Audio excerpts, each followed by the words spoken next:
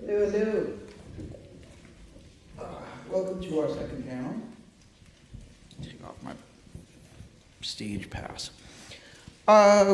This panel is called Page Publication, and we have with us today 4 past winners of the Creative Future Writers Award to talk a little bit about their journeys to getting published. On my left is Karen Downs-Barton, who is a working-class Anglo-Romani writer. Her first book, Didikoi, based on her experiences of single parenthood and state childcare, won the International Book and Pamphlet Competition and was a Poetry Book Society recommendation. Her collection, Minx, was published by Chatto and Windus in March and was selected for The Guardian's Best Poetry Roundup.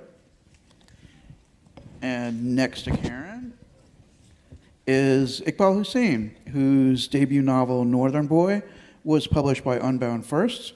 His short stories have won first prize in Writing Magazine's Grand Flash competition and also the Fowey Festival of Art and Literature. His stories appear in various anthologies and websites.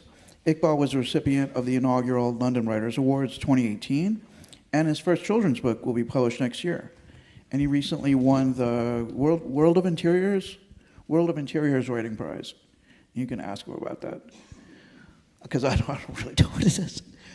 Next to Iqbal is Jess. Jess Murrain is a poet, actor, filmmaker, and co-founder of Theater with Legs, a queer experimental theater company. She is an alumnus of South Bank's New Poets Collective, winner of the Ledbury Poetry Prize, and the Outspoken Prize for Poetry and Poetry in Film. Her poetry pamphlet, One Woman Horse Show, is published by Bad Betty Press. And finally, Seun Olayiwola is a poet, critic, choreographer, and performer. His work has been published in The Guardian, Poetry Review, The Telegraph, TLS, and elsewhere. His choreographic work has been presented at the V&A and the Central School of Ballet, and he's been commissioned by the Royal Society of Literature, the Ledbury Poetry Festival, and elsewhere.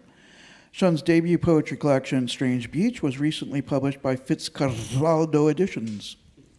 Please welcome our panelists.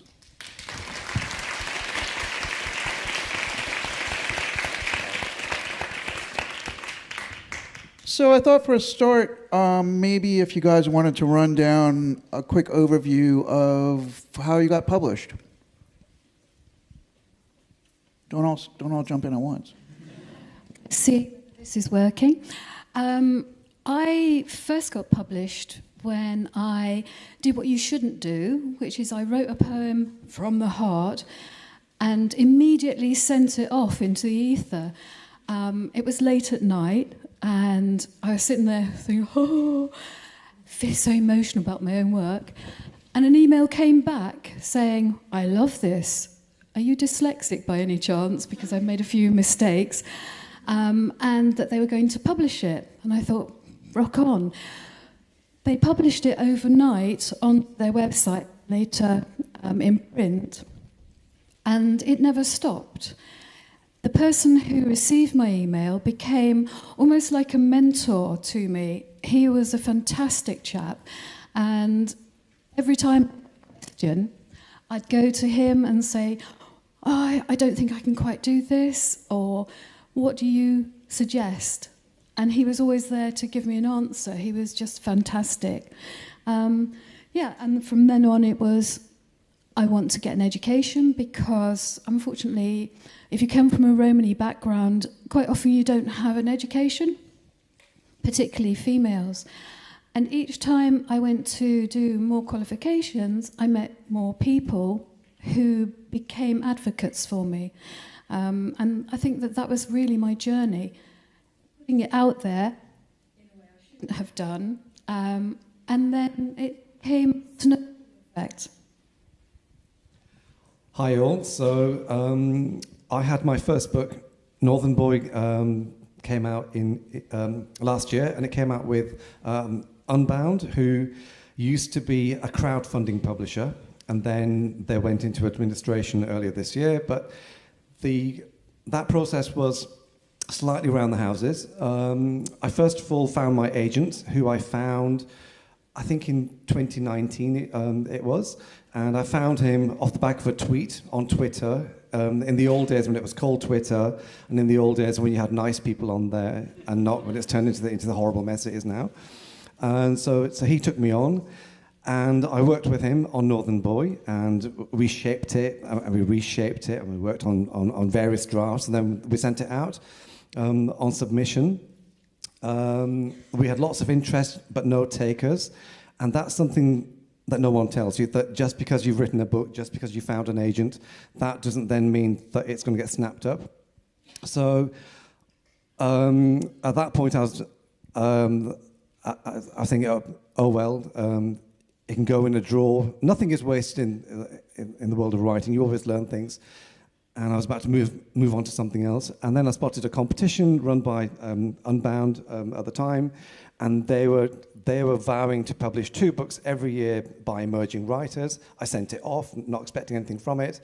And lo and behold, it then got longlisted, it then got shortlisted, and then it came out last year. So that lesson, I think, is that the route that you think is what you need might not work for you. If not, don't give up. There'll be other routes. Competitions, in this case, work for me. And then my children's book, which is coming out next year, that was a very different experience. That won a children's competition. Again, slight theme here about competitions, just to get your words out there. And off the back of that competition, I had lots of interest for agents who would take on children's books. Then when we sent out that book last year, we had a huge amount of interest. Very different journey from Northern Boy. This time they were fating me. They were all wanting me to come on board, and they're all offering silly amounts of money. So 2 completely different journeys for 2 completely different books, and it just goes to show that, honestly, there's no one way of doing this, and sometimes luck comes into it, but always in the back of it is your belief in your words and to keep on going. Hi, everyone. So it's not linear, I guess, none of it ever is, but for me, I took lots of courses at the poetry school, and I often think about that kind of being a time in my life when I was trying to practice, but was like thinking about how I could economically do that. Like, how can I make work cheaply, if I'm honest? And so poetry, the page, and this course felt really available to me in that sense. I got a bursary to sort of do some courses there, and it was encouragement from tutors to just place your work in different places that, in all honesty, it opened up an imaginative centre that I hadn't really checked in with, that I could actually locate like an avenue to select which magazines I wanted to which magazines excited me and where I could place my own poems.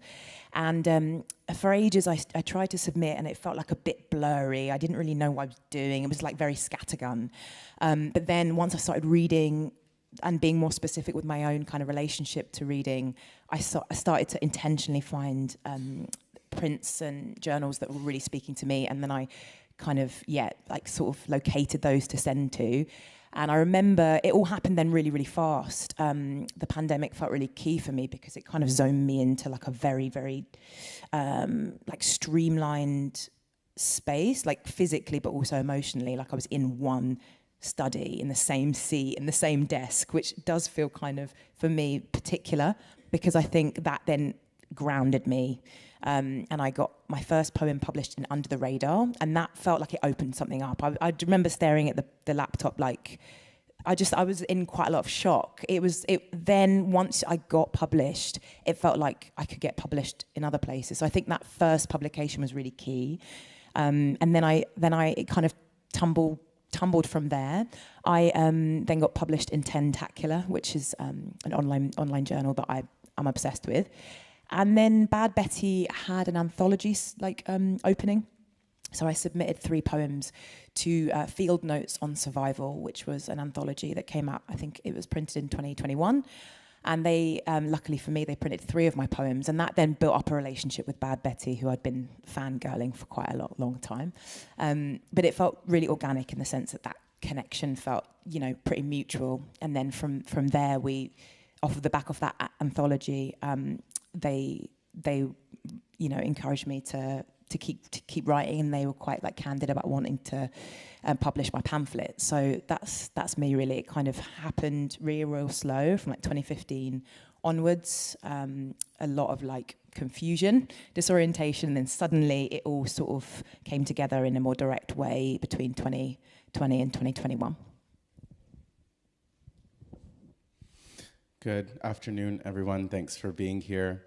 I feel like my story is a mix of all of those in a different way. So I'll just actually maybe just talk about the moment I had my first poems published, which was a moment ushered into, I suppose, by necessity, and then having my first book published, which was published this past January in 2025. When I first got published, I think my first poems published were in this online magazine that had just started. So I think I was in issue 1. It was a magazine called Queerlings Magazine, and it began at the end of 2020 or something like that when they did the first call out.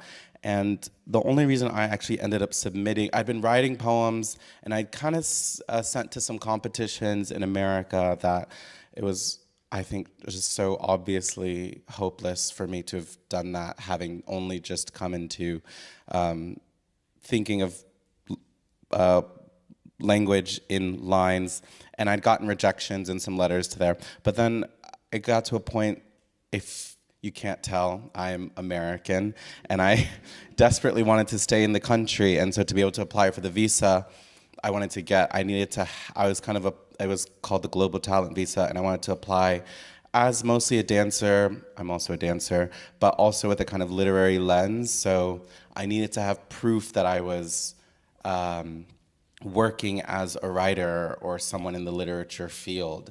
The application was due in about a month, and Queerling's call was like closing in 2 or 3 days and would be published in like a month after that. So I was like, perfect, I'll just submit, hope they get in, and that would count as a proof of appearance to be able to get my visa. So I did get published there. They published 4 poems, and then I quite literally just used it as a proof to say, oh, I'm a working poet, whatever that means. In many ways, a contradiction, and so that was necessity. Now I had been writing, and I hope feeling the deep well of feeling it takes to be able to engage with poetry, but really I needed to be published. Otherwise, I would not be able to be maybe sitting in front of you here at this moment. And then the moment of actually getting my book published was very different. I was writing my poems, I think it was a day in 2022. I think it was in August, it was still warm, and my friend who either had just started working, he started working as an editorial assistant at a press, and was just like, oh, well, you should get an agent. And I really hadn't thought about it at that point. I'd just been writing poems. I hadn't been really submitting them. I'd had mentors who I'd been working with, but I wasn't really thinking of submitting them to places. And then the second my friend, who I suppose had the authority to tell me that I should have an agent, said I should, my life in that moment, I remember it was an August morning, I woke up, I think he texted me like 8 something in the morning, and then my life became all about having an agent in that like 1 minute, and I was like, I am incomplete without this. And then it was a very normal process. I just started stalking electronically the poets who I loved, whose agents they were. I made a list and I sent them out. I got rejected, which is fine. I got ghosted, but I also got the one that's a little more annoying when it's like, thank you for sending, I'm looking forward to reading, and then nothing comes back, which is worse than just saying no and just involves you with them because you start to think of them as someone who will be a part of your development. And then I got rejections. I sent another batch a month later. My agent initially said, her name is Kirsty McLaughlin. She's like, you write, your poems are really great, but I don't really just the poets who I represent are usually writing other stuff. And so in desperation, I sent her like 3,000 words of something else, prose that I've been working on. And from there she was like, okay, so it seems like, obviously it wasn't, and I say this because I'd had another experience with another agent who I told them I was a poet and maybe working on prose, and they were like, we don't care about your poetry, show us your novel, show us your this. And with my agent now, she wasn't at all like that. She was like, I hear you're a poet, I see you're working in prose, I can work with that. And she didn't make me feel like my poetry was lesser than, which I think was really important. And then a couple months later, we sent the book out, and it got picked up by Granta. And then the editor went from Granta to Fitzcarraldo, and thus the book went from Granta to Fitzcarraldo.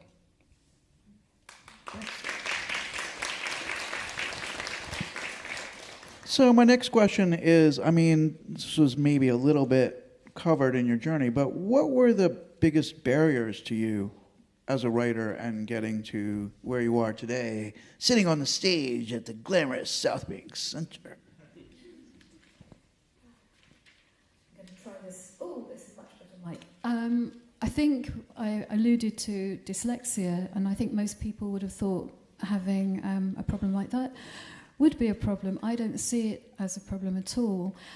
Yes, I've had a few glitches, but I think it was anxiety. I work a lot with poetry that is about my past, and so meeting audiences like yourselves, reading, having Q&As, initially that was my worst barrier. It was myself, because I wasn't prepared to stand up on a stage, say something, hold an audience, and then hear my own words and realize what I was actually disclosing to people.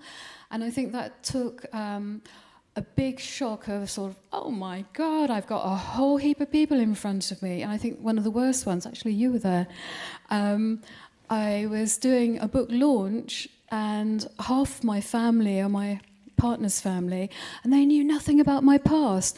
And I suddenly realized that I was about to read a poem with the word vagina in. And I was like, oh my God. I looked to one side of the room, and there was my daughter with her boyfriend. So I thought, not facing that lot.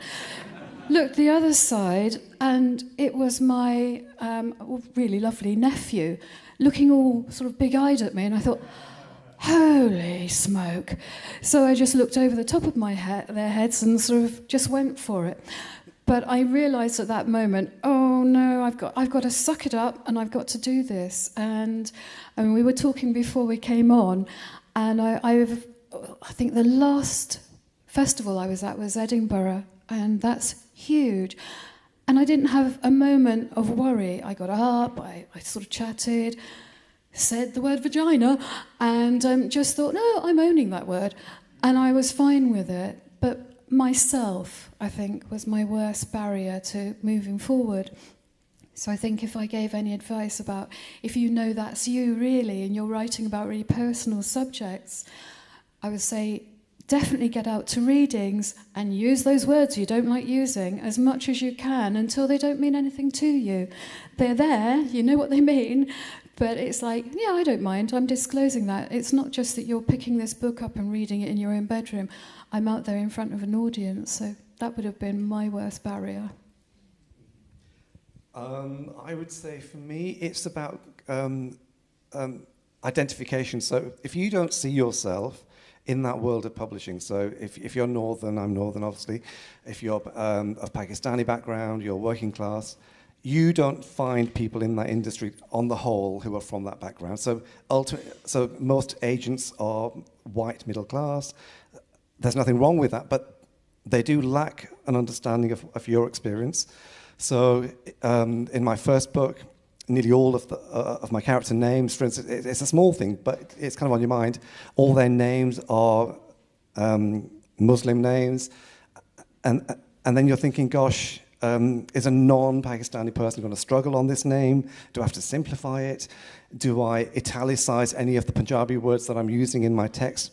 And in the end, I decided not to italicize because I thought, for my characters, those words are not foreign. They're part of their normal thing.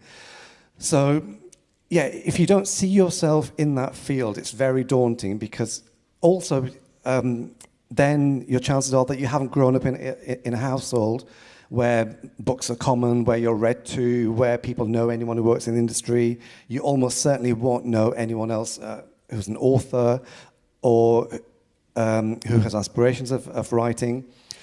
And so you are out there slightly on your own, and you don't know what to do. How do you find an agent? Even that's quite daunting. If you've never dealt with an agent, how do you suddenly reach out? And also having that self-confidence. Again, if you come from that kind of working class background where anything creative generally isn't seen and it's generally not encouraged, and they're pushing you towards careers which are much more have status, like being a doctor or a lawyer, how do you know how to apply? How do you know what to put in a synopsis? How do you know what 3 chapters are? No one's giving you any of that advice. So that's daunting. And the final thing is I think that kind of self-censorship, where because you've been brought up in an environment which is all about not making a noise, in my case, a very tight-knit community in the north of England, it's very difficult then when you are ready to put your words down, because in the back of your mind you're thinking, oh my God, a bit like you, what if my mum reads this? Thankfully she can't read English, so I don't have that issue.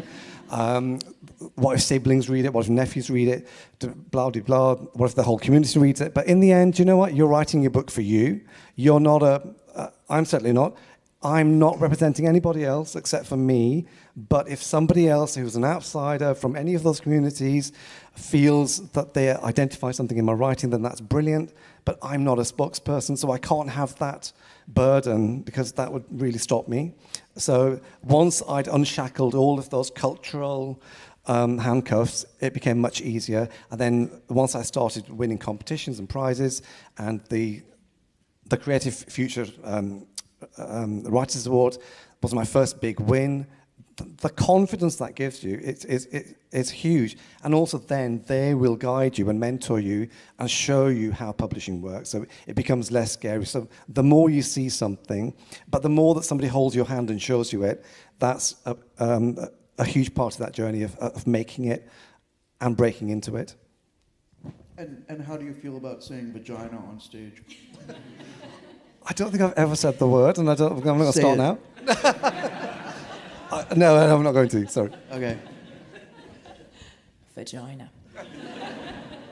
No, I relate so much to what you've picked up on there, Iqbal. There's something about like what lives rent free in your head, and I think, and actually you've got the wider systemic barriers, right? But then you've got these interiors of confrontation with yourself around like what you shouldn't be doing. And like for me, as is the process with all of because I'm interdisciplinary, so I'm practicing across different mediums, is like how to kill the people pleaser, but also trying to understand where that people pleasing tendency comes from. And I think it comes from, a need to kind of shapeshift around whiteness and shapeshift around like the immediate preoccupations with what you've been told you should be writing.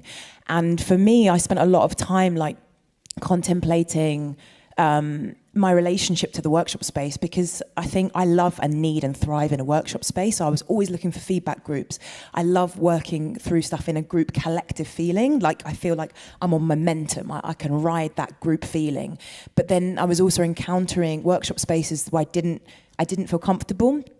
And I was like kind of in the workshop space, so like it was double fold, like really enjoying the sensation of like the collective, but also having like an inner monologue about like the nervousness to speak, or like how do I speak, when do I speak, and then like the self-censorship that can feel so live.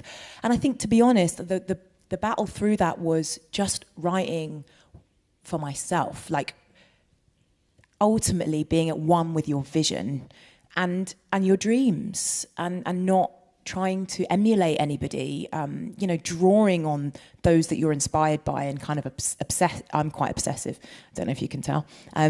But guiding your own relationship to inspiration, and like feeling thirsty for those that inspire you, but also at the same time writing something that is in tune with your instinct. And I also work as an actor, and I think that was one of the biggest difficulties I had, like in a drama training context, was like, kind of that. A lot of tutors who were well-meaning, but they come from a very middle-class white sensibility of like, you're not taking enough risk, and I don't really understand why. And actually trying to unpack that like decades later, it's like risk is a very, very it's a very, very difficult thing to measure. But in relation to the institution, you need to feel, in order to feel safe, there's a level of playfulness that you need. So how do you find your playfulness in an environment that can feel unconsciously quite stifling? So I was like, right, fuck it, let's find spaces where I feel more at ease. And that tended to be in relation to peers, actually, in relation to voluntary feedback groups, things that we'd set up together, like in a way, like co-organizing spaces where we can privately chat and not be preoccupied with like the tutor's opinion on your work, which can be really interesting.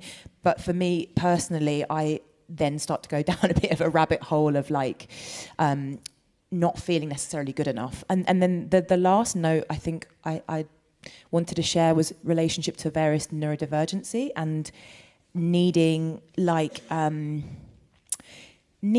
to work out when I'm burnt out. Like I have various neurodivergencies, and I think there was a level of burnout that I wasn't fully understanding. So it's like taking that time to replenish and refuel and not feeling like you have to be constantly generating as a writer. Like, how do you listen to the world? How do you immerse in your dreams, but also your sense of listening to what's around you? And that is also writing, even if you're not the notepad or the page. I think the biggest barrier to getting published, at least for me, coming from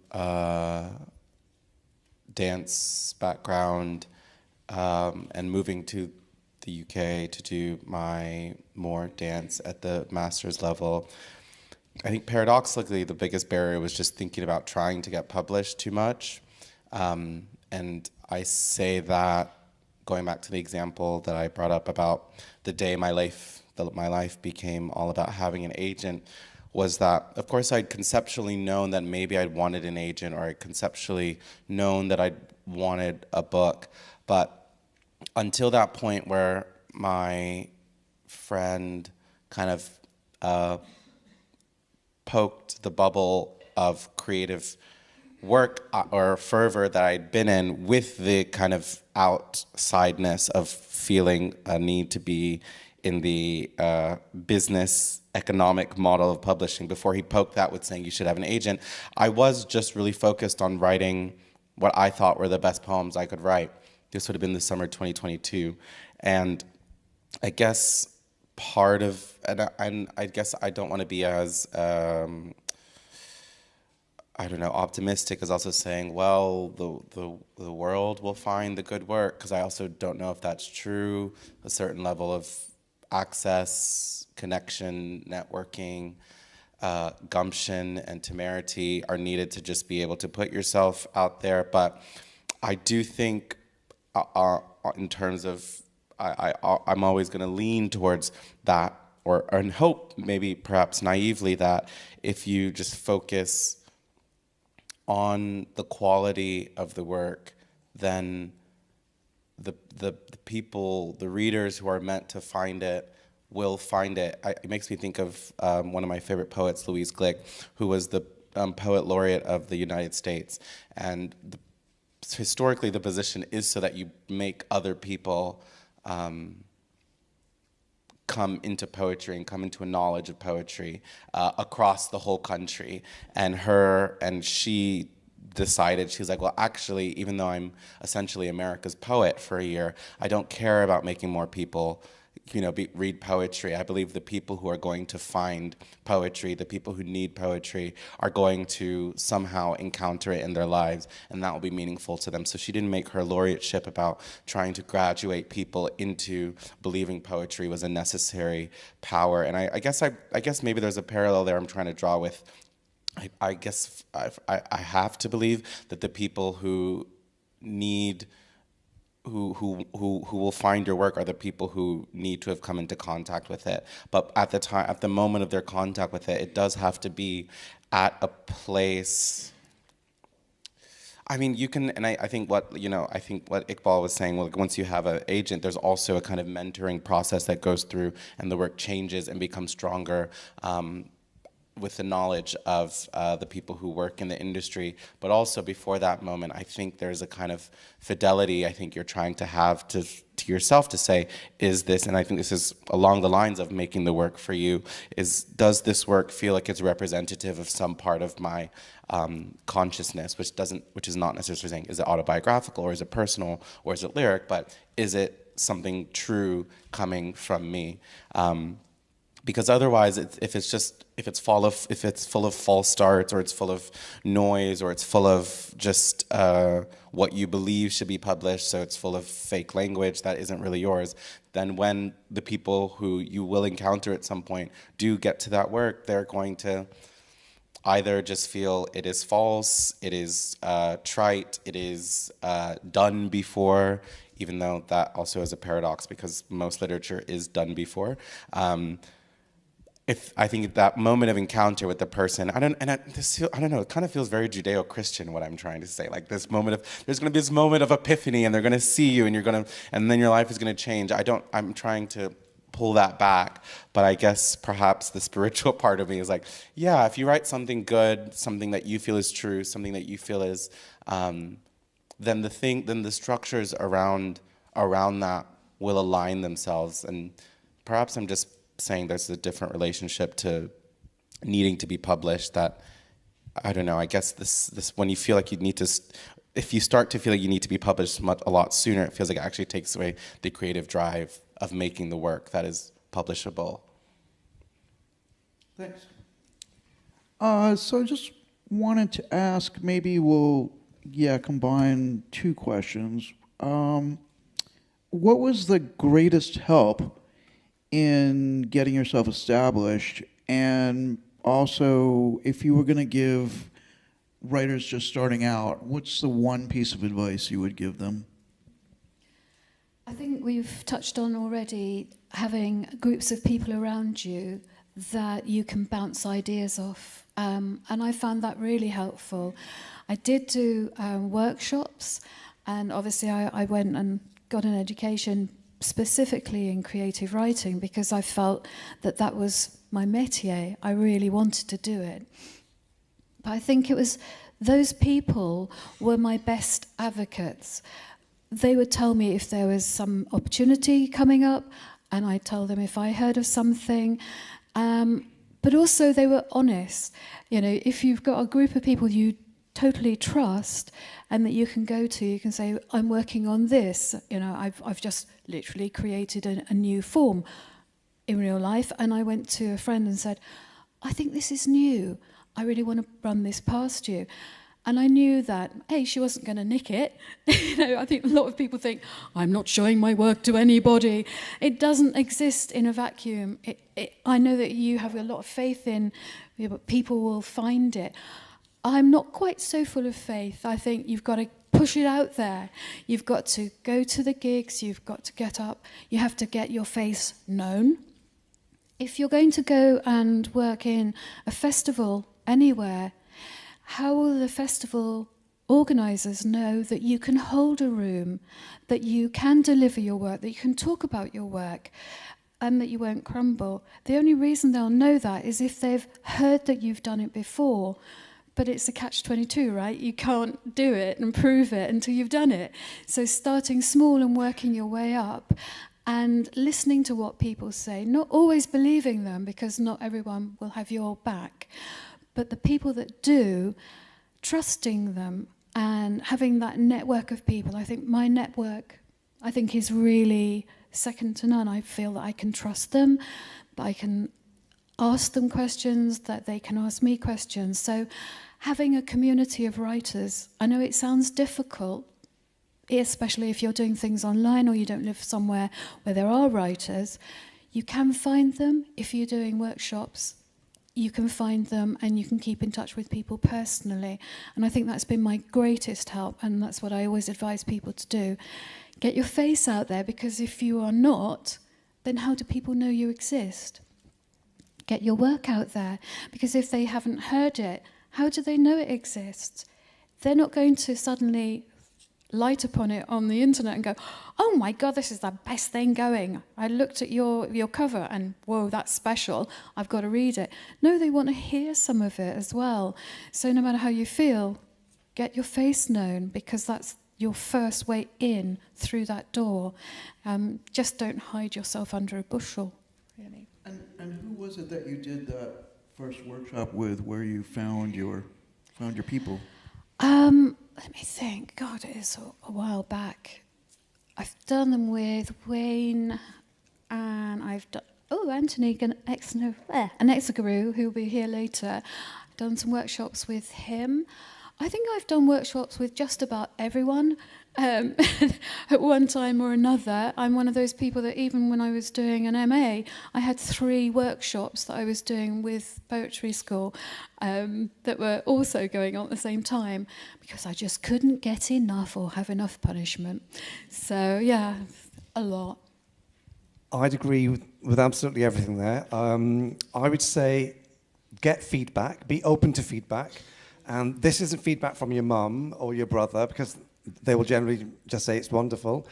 Find some writing community in your actual community, or online, or by joining various organizations, and be open to feedback. I've come across so many writer friends who have asked me to look at something, so I'll look at it, and I'll give my feedback, and they'll ignore it all. And I'm not saying that I have all the answers, but you've got to be open to feedback, because you can't improve unless you take in some of the feedback. Some things will connect and will make sense, and you'll say, yeah, fantastic. Some things won't connect to you, and that's absolutely fine, but just be open to it. I would say in general, be open to any opportunity. So my motto in life, and it's becoming increasingly so, much to my partner's annoyance, is to say yes to everything. Because you never know what one opportunity will lead to. Somebody will see your work, somebody will have read you, somebody will suggest you to somebody else. So be open. I would also say be nice, which is such a trite thing, but so often I come across some really horrible people who once they make it well, they get published, they pull up that ladder so quickly. That's a very horrible thing to do. I have to agree that be nice. Absolutely. Somebody once said to me, it was a tutor actually, nobody remembers nice Karen. And then she said, after all, who was the good witch in the Yellow Brick Road? I didn't know, but somebody across the table from me said, Glinda. And afterwards she said, I only knew because our school did it last year. But never mind. Nice is good. Be nice, and you will find nice people. Absolutely. And if at any point in your career, as it goes on, if you can help somebody else, please do so. It generally costs you nothing, but it means the world to that new person. And I was going to say, be nice, be open to feedback, absolutely. And also, as you said, Karen, just put yourself out there.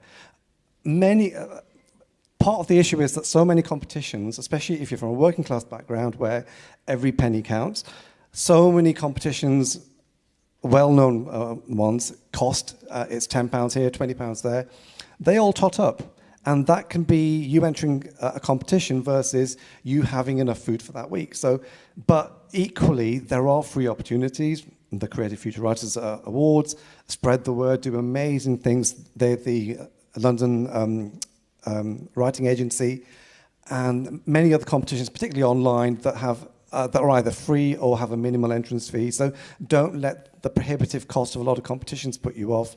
If you make enough connections, there are generally enough free opportunities, or there are bursaries. Again, don't be too proud to apply for a bursary. It's a real working class thing. You don't ask for anything. Sometimes, do you know what? Ask it, because if you don't ask it, somebody else will. And you've got every right to be having that bursary. If you need the help, there's no shame in that. So yeah, just get yourself out there and make yourself known. Say yes, be nice. And I'm not saying that if you do all those things that you'll get published.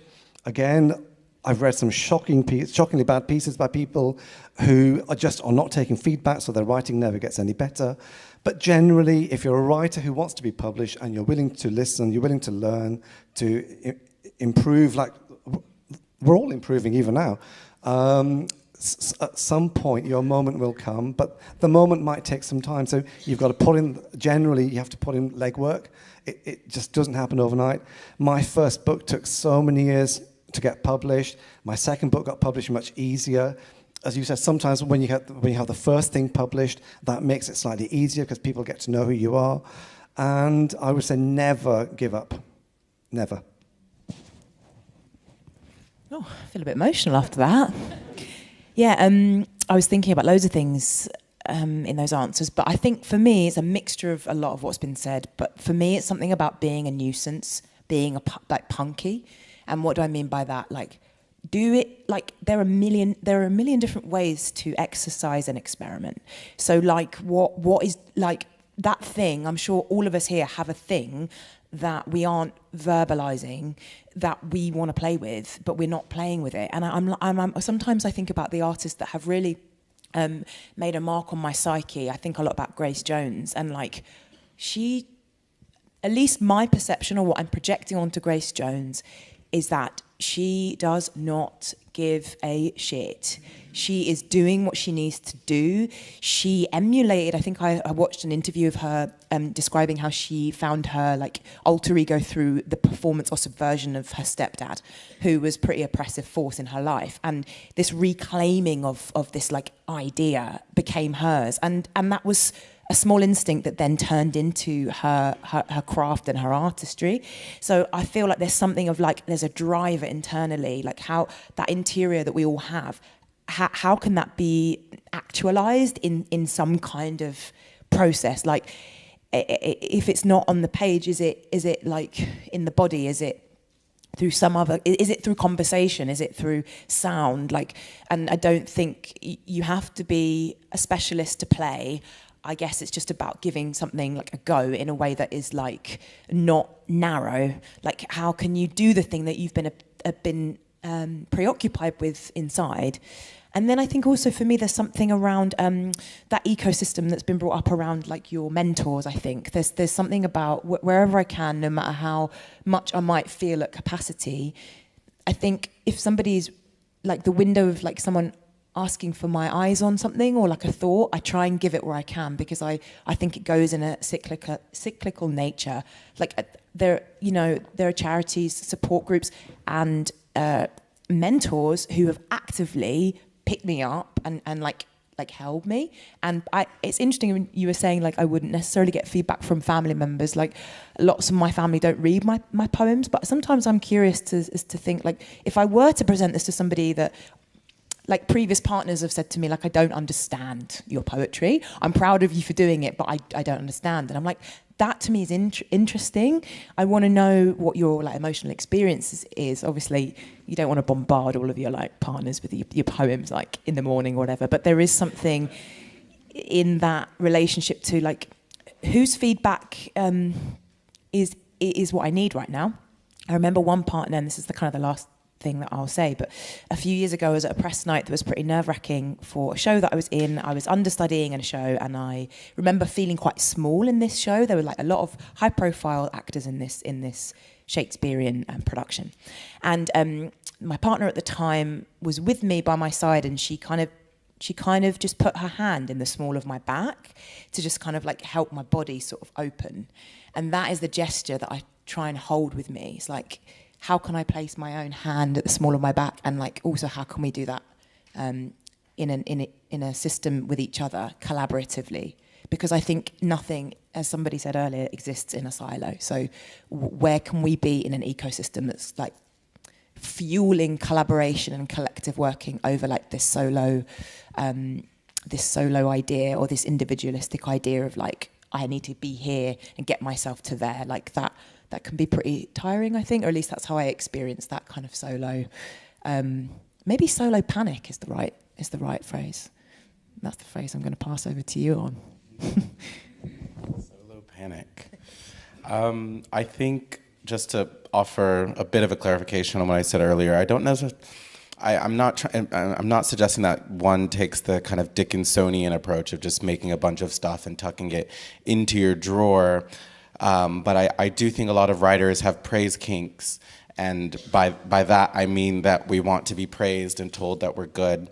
And I say that as a astute member of the community. And I guess I just believe that good work produces and will kind of almost radioactively produce its occasion for being shared. And so if you're writing something and I actually don't think this is a function of time. I think if you write something in 20 minutes, it can be amazing and it can produce the occasion of wanting other people to see it and get feedback or just hear what they think about it, versus writing something in 20 minutes or 3 days or a month, sending it off not because you actually are in the place where you need to know what the work does, but because you just want to be told the task you've dedicated so much of your day, week, or month to was worth it, by being told that it is good or you are good for having produced it.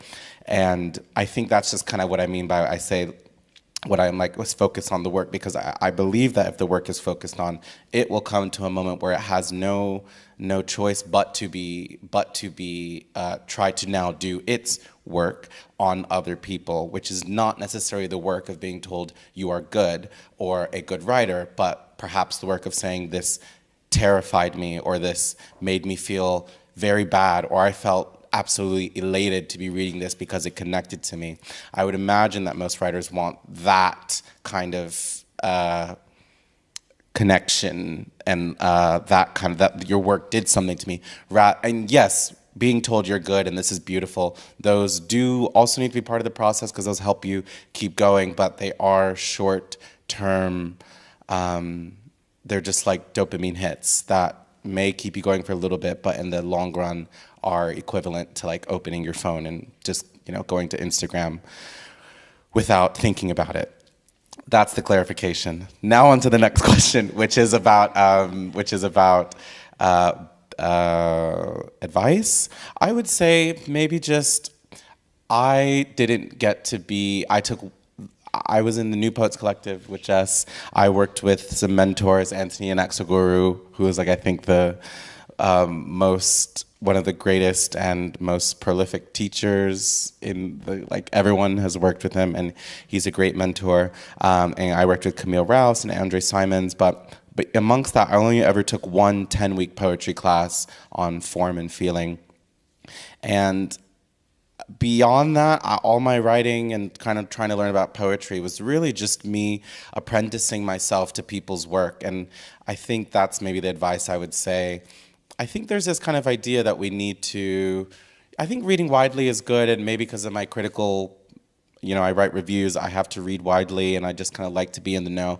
But I actually don't know if reading widely is generally a good thing. I think that we write more alike than we write differently. I think what we call style is actually just very minute gradations of difference between writers. We work with essentially more or less the same building blocks and the same kind of grammatical structures, and then we have the differences are just are smaller than I think what is alike. So I would say apprenticing yourself to one person or one kind of writer or one kind of writers from a specific time, just get obsessed with them, read everything they've ever written, be able to off the cuff give an essay about this specific person. And I say that one for its pedagogical. I think when you learn to almost obsess yourself with one, and I hope and believe there's someone out there for everyone and you just have to find who that person is that will just endlessly, and you look at their work over their whole career, and I really believe you'll learn most of what you need to learn about writing from someone who has written over a long amount of time.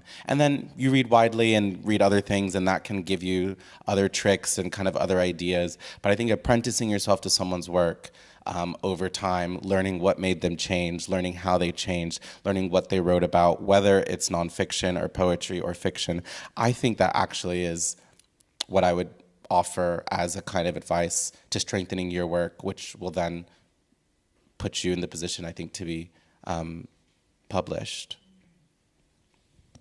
Thanks. So let's take, we've got about 10 minutes for questions. It's hard for us to see. Oh, I can see sort of now.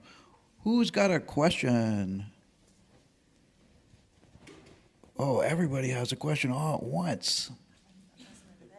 All right, well, we're just going to have to do our... Oh, we have a question. I was going to say we're going to do our dance number. Yes, please.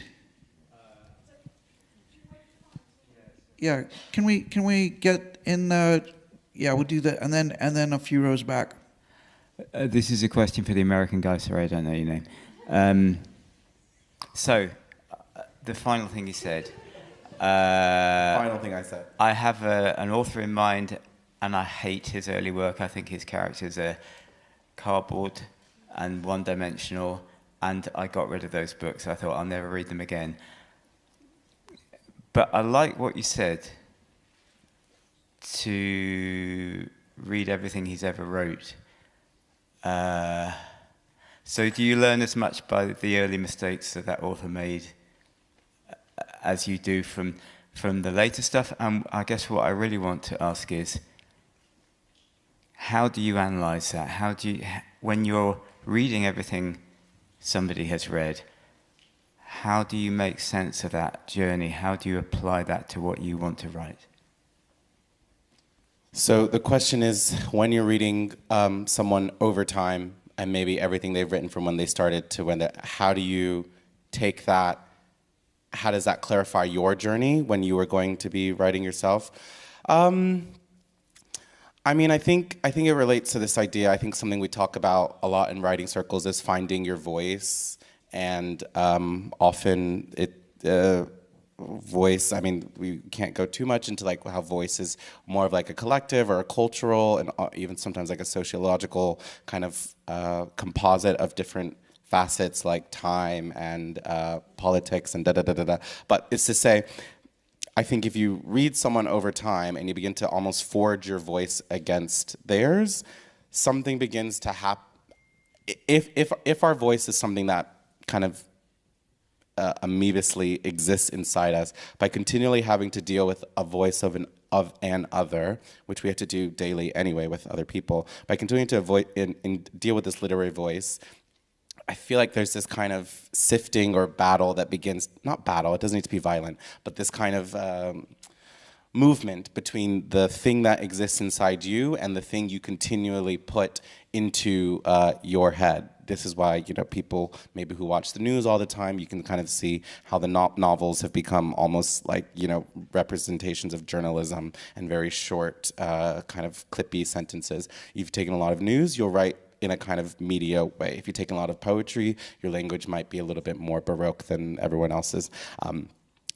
Anyway, this is just to say, focusing your attention on someone over time, whether you like it or not, I think begins to sharpen and forge what is inside you against them, such that when you go to the page, you will either so vehemently refuse what it is that you have heard, and you will then write against that writing, and then you have that energy.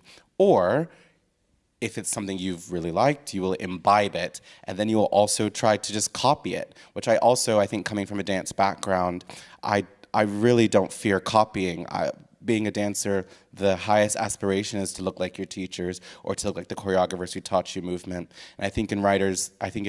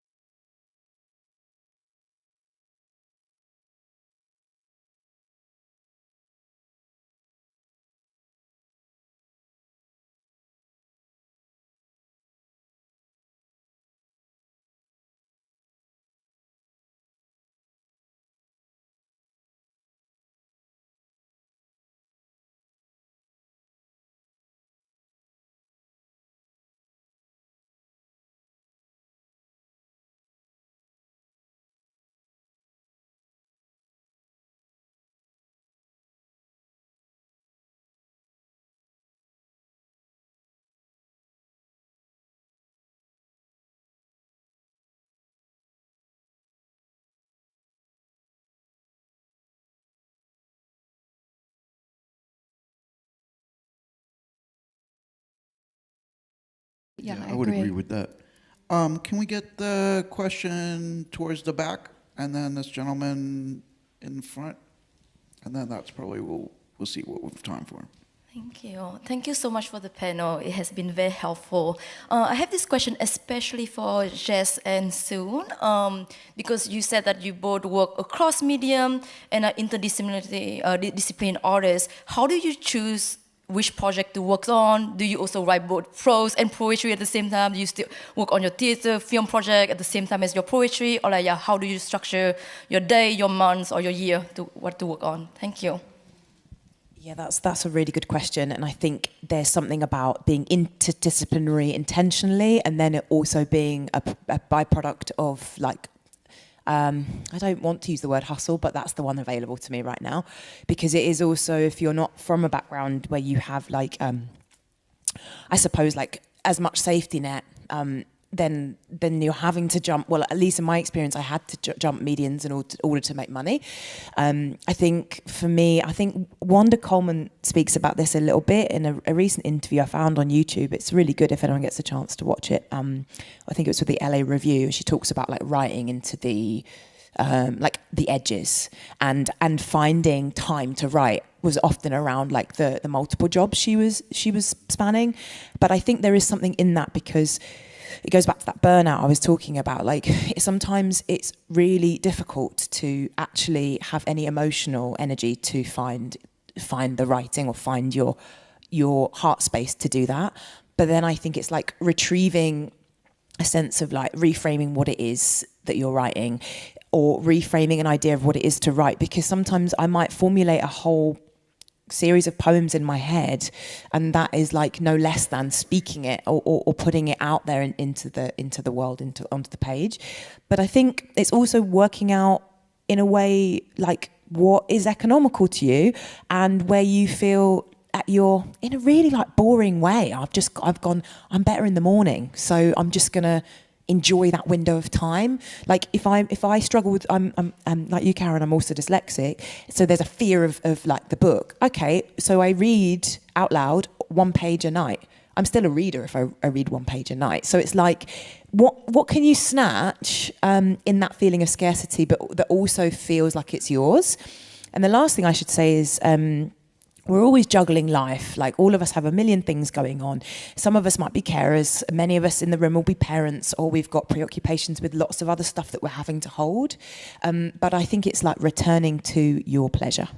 Like what drives your pleasure? How does that then in turn drive your feeling? Like when I'm on a theatre job, I weirdly can't write. Like it encompasses too much of my head. But then I can use that theatre process once it's finished to remember all the things I enjoyed about it, and that somehow gets me into a jet stream of writing. So maybe like knowing what works for you and what doesn't is super key. Like when you go to the gym, like I don't know if anyone here is like, I can't go to the gym or exercise after like 5 p.m. That's cool. Just then just do it beforehand, or like not being afraid to just choose your hours. Like, you know, I think we'd be a bit mad if we tried to write, I don't know, every day at a set hour. It doesn't really work like that for most people. Yeah, I think that keeping your reservoirs filled is really important. And I don't know how many times I've heard you guys say like, oh, you know, I didn't do any writing this week, but you're always kind of writing in your head, and folding the laundry is part of your writing time. I think on that note, we're kind of out of time, but hopefully our panelists will stick around for a few minutes and you can grab them in the foyer. Tipping is accepted.